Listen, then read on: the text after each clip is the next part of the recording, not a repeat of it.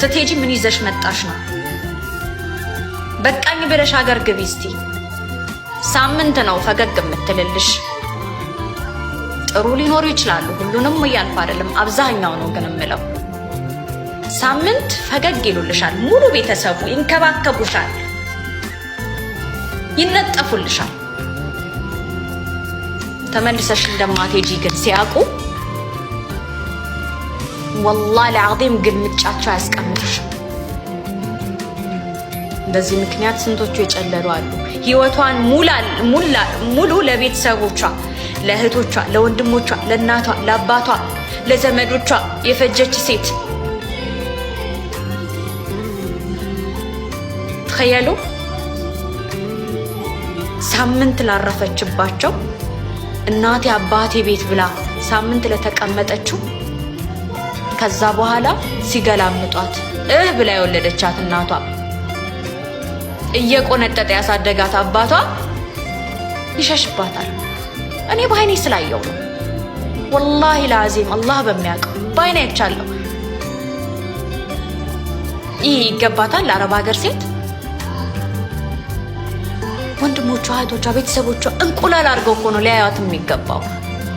እንዳትሰበርባቸው ከሷ ጋር ሲያወሩ እንኳን ቃላቶች እየተጠነቀቁላት ነው ሊሆን የሚገባው፣ እንዳይከፋት። ቤተሰቧን አቋቁማ ስንት ነገር አድርጋ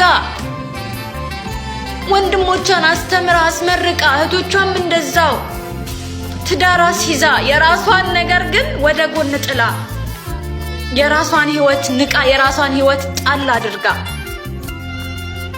እኔ ነገ ከነገ ወዲያ እያለች እነሱን እያስቀደመች ይሄ ይገባታል? አይገባትም። የአረብ ሀገር ሴት መታቀፍ ኖርማል፣ እንዲህ መታቀፍ እንደሚናፍቃት ታውቃላችሁ? ወላሂ ለዓዚም ጎበዝ ጠንካራ እኮ ነሽ ብሎ እንደሚያቅፋት ሰው በጣም ነው የምትፈልገው። እስቲ እንዲህ ተደርጌ አውቃለሁ የምትል ሴት ግን የለችም። ከዚህ ገብታ አገሯ ላይ ወንድሟ ወይ እህቷ ወይ እናቷ ያባቷ እንዲህ ያሏት ሴት ካለች እኔ በጣም ባለጌ ነኝ። ውሸቴን ነው። የለም እህቴ አንቺ እኮ መስዋዕትነት ከፍለሻል፣ ክብር ይገባሻል፣ ፍቅር ይገባሻል ብሎ አቅፎ ግንባሯን የሳማት ወይ ጉንጯን የሳማት ቤተሰብ አለ?